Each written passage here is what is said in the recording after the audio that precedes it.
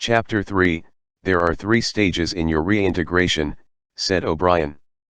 There is learning, there is understanding, and there is acceptance. It is time for you to enter upon the 2nd stage. As always, Winston was lying flat on his back. But of late his bonds were looser. They still held him to the bed, but he could move his knees a little and could turn his head from side to side and raise his arms from the elbow. The dial, also, had grown to be less of a terror. He could evade its pangs if he was quick-witted enough. It was chiefly when he showed stupidity that O'Brien pulled the lever. Sometimes they got through a whole session without use of the dial. He could not remember how many sessions there had been. The whole process seemed to stretch out over a long, indefinite time, weeks, possibly, and the intervals between the sessions might sometimes have been days, sometimes only an hour or 2. As you lie there, said O'Brien, you have often wondered, you have even asked me why the Ministry of Love should expend so much time and trouble on you. And when you were free you were puzzled by what was essentially the same question. You could grasp the mechanics of the society you lived in, but not its underlying motives. Do you remember writing in your diary, I understand how, I do not understand why? It was when you thought about why that you doubted your own sanity. You have read the book, Goldstein's book, or parts of it, at least. Did it tell you anything that you did not know already? You have read it, said Winston. I wrote it. That is to say, I collaborated in writing it. No book is produced individually, as you know.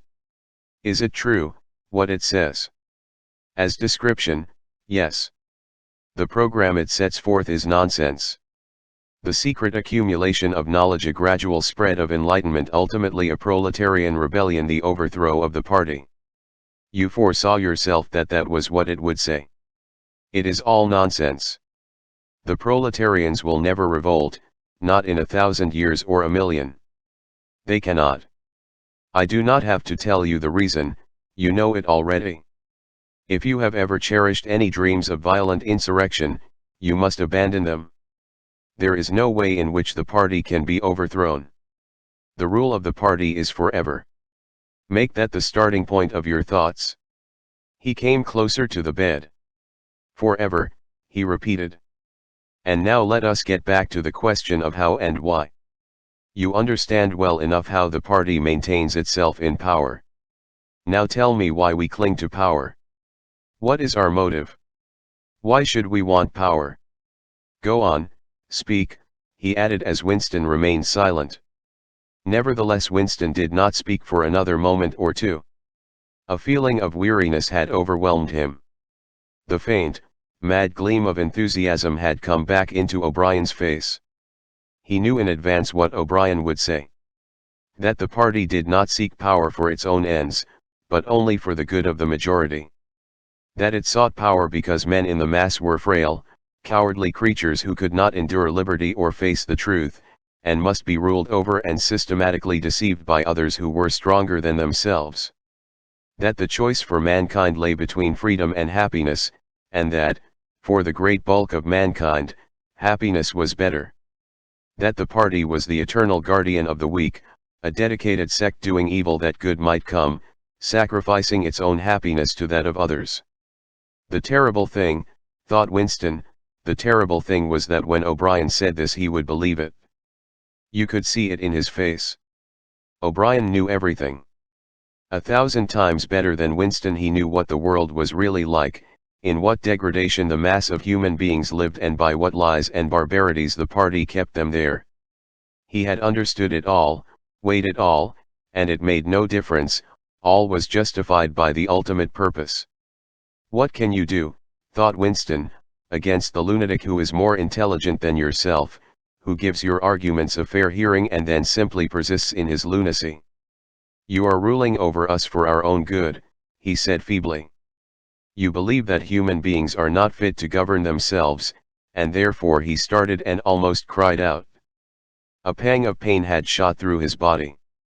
O'Brien had pushed the lever of the dial up to 35. That was stupid, Winston, stupid, he said. You should know better than to say a thing like that. He pulled the lever back and continued, "Now I will tell you the answer to my question. It is this. The party seeks power entirely for its own sake. We are not interested in the good of others, we are interested solely in power. Not wealth or luxury or long life or happiness, only power, pure power. What pure power means you will understand presently. We are different from all the oligarchies of the past, in that we know what we are doing. All the others, even those who resembled ourselves, were cowards and hypocrites.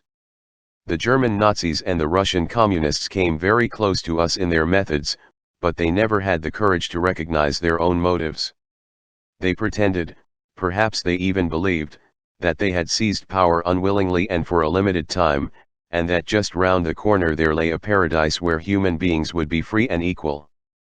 We are not like that. We know that no one ever seizes power with the intention of relinquishing it. Power is not a means, it is an end. One does not establish a dictatorship in order to safeguard a revolution, one makes the revolution in order to establish the dictatorship. The object of persecution is persecution. The object of torture is torture. The object of power is power. Now do you begin to understand me? Winston was struck, as he had been struck before, by the tiredness of O'Brien's face. It was strong and fleshy and brutal, it was full of intelligence and a sort of controlled passion before which he felt himself helpless, but it was tired. There were pouches under the eyes, the skin sagged from the cheekbones. O'Brien leaned over him, deliberately bringing the worn face nearer. "You are thinking," he said, "that my face is old and tired. You are thinking that I talk of power, and yet I am not even able to prevent the decay of my own body. Can you not understand, Winston, that the individual is only a cell? The weariness of the cell is the vigor of the organism. Do you die when you cut your fingernails?" He turned away from the bed and began strolling up and down again, one hand in his pocket. "We are the priests of power," he said. "God is power. But at present power is only a word so far as you are concerned. It is time for you to gather some idea of what power means. The first thing you must realize is that power is collective. The individual only has power in so far as he ceases to be an individual. You know the party slogan, "Freedom is slavery." Has it ever occurred to you that it is reversible? Slavery is freedom. Alone free the human being is always defeated. It must be so, because every human being is doomed to die, which is the greatest of all failures. But if he can make complete, utter submission, if he can escape from his identity, if he can merge himself in the party so that he is the party, then he is all-powerful and immortal. The second thing for you to realize is that power is power over human beings. Over the body but, above all, over the mind. Power over matter, external reality, as you would call it, is not important. Already our control over matter is absolute. For a moment Winston ignored the dial. He made a violent effort to raise himself into a sitting position, and merely succeeded in wrenching his body painfully. "But how can you control matter?" he burst out. "You don't even control the climate or the law of gravity. And there are disease, pain, death." O'Brien silenced him by a movement of his hand. "We control matter because we control the mind.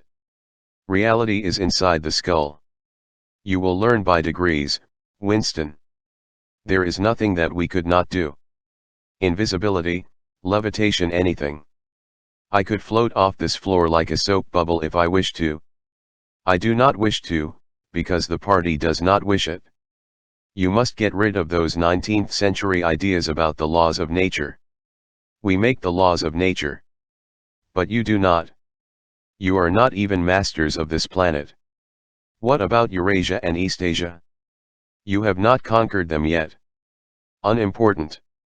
We shall conquer them when it suits us. And if we did not, what difference would it make? We can shut them out of existence. Oceania is the world. But the world itself is only a speck of dust. And man is tiny, helpless. How long has he been in existence? For millions of years the earth was uninhabited. Nonsense. The earth is as old as we are, no older. How could it be older? Nothing exists except through human consciousness. But the rocks are full of the bones of extinct animals, mammoths and mastodons and enormous reptiles which lived here long before man was ever heard of. Have you ever seen those bones, Winston? Of course not. 19th century biologists invented them. Before man there was nothing. After man, if he could come to an end, there would be nothing. Outside man there is nothing. But the whole universe is outside us. Look at the stars. Some of them are 1,000,000 light years away. They are out of our reach forever. What are the stars? Said O'Brien indifferently.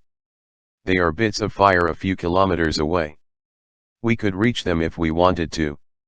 Or we could blot them out. The earth is the center of the universe. The sun and the stars go round it. Winston made another convulsive movement. This time he did not say anything.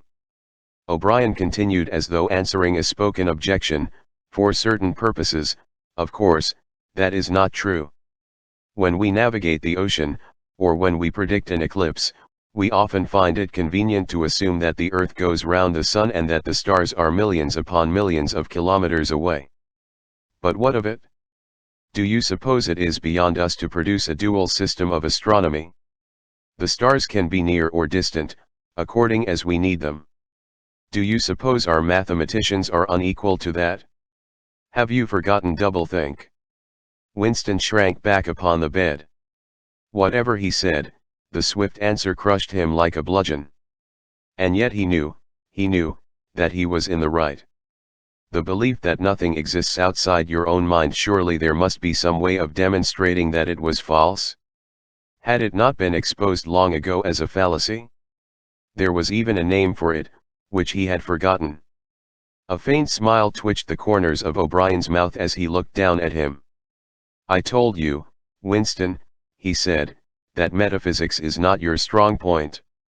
The word you are trying to think of is solipsism. But you are mistaken. This is not solipsism. Collective solipsism, if you like. But that is a different thing, in fact, the opposite thing. All this is a digression, he added in a different tone. The real power, the power we have to fight for night and day, is not power over things, but over men. He paused, and for a moment assumed again his air of a schoolmaster questioning a promising pupil. How does one man assert his power over another, Winston? Winston thought. By making him suffer, he said. Exactly. By making him suffer. Obedience is not enough. Unless he is suffering, how can you be sure that he is obeying your will and not his own? Power is in inflicting pain and humiliation. Power is in tearing human minds to pieces and putting them together again in new shapes of your own choosing. Do you begin to see, then, what kind of world we are creating? It is the exact opposite of the stupid hedonistic utopias that the old reformers imagined. A world of fear and treachery and torment, a world of trampling and being trampled upon, a world which will grow not less but more merciless as it refines itself. Progress in our world will be progress towards more pain. The old civilizations claimed that they were founded on love or justice. Ours is founded upon hatred. In our world there will be no emotions except fear, rage, triumph, and self-abasement. Everything else we shall destroy everything. Already we are breaking down the habits of thought which have survived from before the revolution. We have cut the links between child and parent, and between man, and between man and woman. No one dares trust a wife or a child or a friend any longer. But in the future there will be no wives and no friends. Children will be taken from their mothers at birth, as one takes eggs from a hen. The sex instinct will be eradicated. Procreation will be an annual formality like the renewal of a ration card. We shall abolish the orgasm. Our neurologists are at work upon it now. There will be no loyalty, except loyalty towards the party. There will be no love, except the love of Big Brother.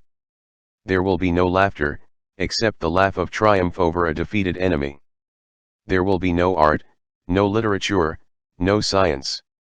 When we are omnipotent we shall have no more need of science. There will be no distinction between beauty and ugliness. There will be no curiosity, no enjoyment of the process of life. All competing pleasures will be destroyed. But always do not forget this, Winston, always there will be the intoxication of power, constantly increasing and constantly growing subtler. Always, at every moment, there will be the thrill of victory, the sensation of trampling on an enemy who is helpless. If you want a picture of the future, imagine a boot stamping on a human face forever.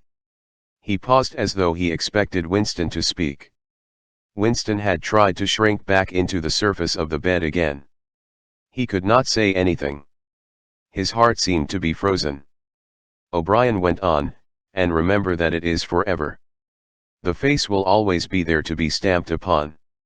The heretic, the enemy of society, will always be there, so that he can be defeated and humiliated over again. Everything that you have undergone since you have been in our hands, all that will continue, and worse. The espionage, the betrayals, the arrests, the tortures, the executions, the disappearances will never cease. It will be a world of terror as much as a world of triumph.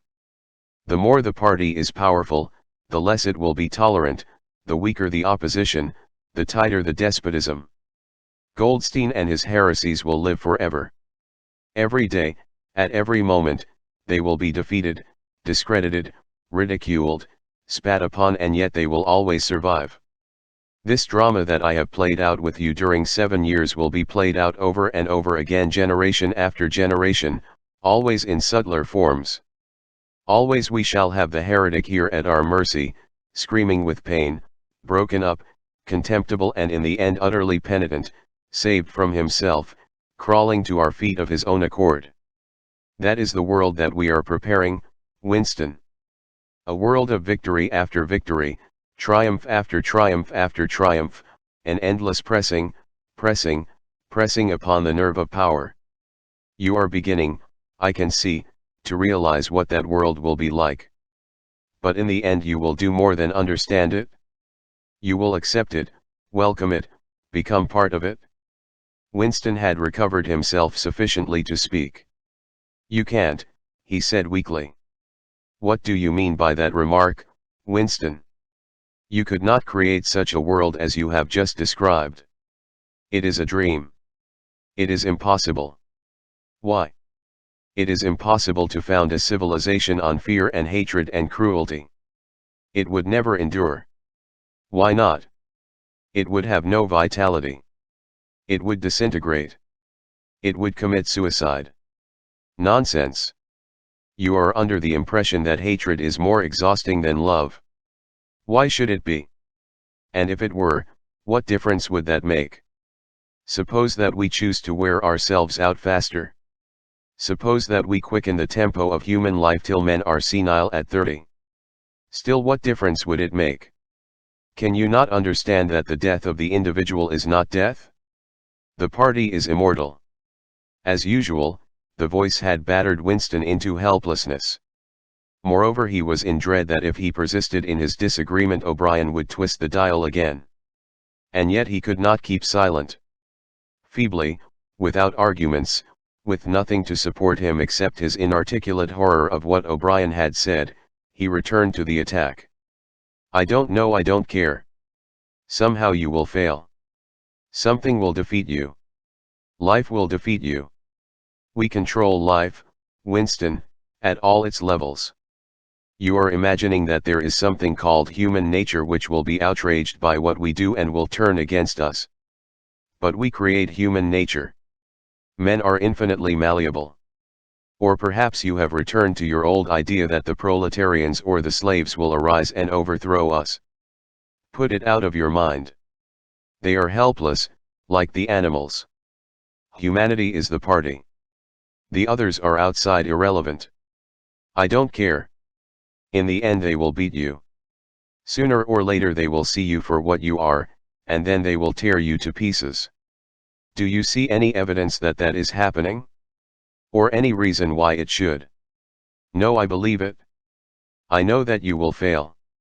There is something in the universe I don't know, some spirit, some principle that you will never overcome. Do you believe in God, Winston? No, then what is it, this principle that will defeat us? I don't know. The spirit of man. And do you consider yourself a man? Yes. If you are a man, Winston, you are the last man. Your kind is extinct, we are the inheritors. Do you understand that you are alone? You are outside history, you are non-existent. His manner changed and he said more harshly, and you consider yourself morally superior to us, with our lies and our cruelty. Yes, I consider myself superior. O'Brien did not speak. Two other voices were speaking. After a moment Winston recognized one of them as his own. It was a soundtrack of the conversation he had had with O'Brien, on the night when he had enrolled himself in the Brotherhood. He heard himself promising to lie, to steal, to forge, to murder, to encourage drug-taking and prostitution, to disseminate venereal diseases, to throw vitriol in a child's face. O'Brien made a small impatient gesture, as though to say that the demonstration was hardly worth making. Then he turned a switch and the voices stopped. "Get up from that bed," he said. The bonds had loosened themselves. Winston lowered himself to the floor and stood up unsteadily. "You are the last man," said O'Brien. "You are the guardian of the human spirit. You shall see yourself as you are. Take off your clothes." Winston undid the bit of string that held his overalls together. The zip fastener had long since been wrenched out of them. He could not remember whether at any time since his arrest he had taken off all his clothes at one time. Beneath the overalls his body was looped with filthy yellowish rags, just recognizable as the remnants of underclothes. As he slid them to the ground he saw that there was a three-sided mirror at the far end of the room. He approached it, then stopped short. An involuntary cry had broken out of him. "Go on," said O'Brien. "Stand between the wings of the mirror. You shall see the side view as well." He had stopped because he was frightened. A bowed, gray-colored, skeleton-like thing was coming towards him. Its actual appearance was frightening, and not merely the fact that he knew it to be himself. He moved closer to the glass. The creature's face seemed to be protruded, because of its bent carriage. A forlorn, jailbird's face with a knobby forehead running back into a bald scalp, a crooked nose, and battered-looking cheekbones above which his eyes were fierce and watchful. The cheeks were seamed, the mouth had a drawn-in look. Certainly it was his own face, but it seemed to him that it had changed more than he had changed inside. The emotions it registered would be different from the ones he felt. He had gone partially bald. For the first moment he had thought that he had gone gray as well, but it was only the scalp that was gray. Except for his hands and a circle of his face, his body was gray all over with ancient, ingrained dirt. Here and there under the dirt there were the red scars of wounds, and near the ankle the varicose ulcer was an inflamed mass with flakes of skin peeling off it. But the truly frightening thing was the emaciation of his body. The barrel of the ribs was as narrow as that of a skeleton, the legs had shrunk so that the knees were thicker than the thighs. He saw now what O'Brien had meant about seeing the side view. The curvature of the spine was astonishing. The thin shoulders were hunched forward so as to make a cavity of the chest, the scraggy neck seemed to be bending double under the weight of the skull. At a guess he would have said that it was the body of a man of 60, suffering from some malignant disease. "You have thought sometimes," said O'Brien, "that my face, the face of a member of the inner party, looks old and worn. What do you think of your own face?" He seized Winston's shoulder and spun him round so that he was facing him. "Look at the condition you are in," he said. "Look at this filthy grime all over your body. Look at the dirt between your toes. Look at that disgusting running sore on your leg. Do you know that you stink like a goat? Probably you have ceased to notice it. Look at your emaciation. Do you see? I can make my thumb and forefinger meet round your bicep. I could snap your neck like a carrot. Do you know that you have lost 25 kilograms since you have been in our hands? Even your hair is coming out in handfuls. Look. He plucked at Winston's head and brought away a tuft of hair. Open your mouth.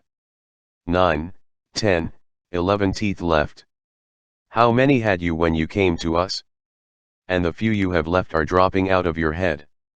Look here. He seized one of Winston's remaining front teeth between his powerful thumb and forefinger.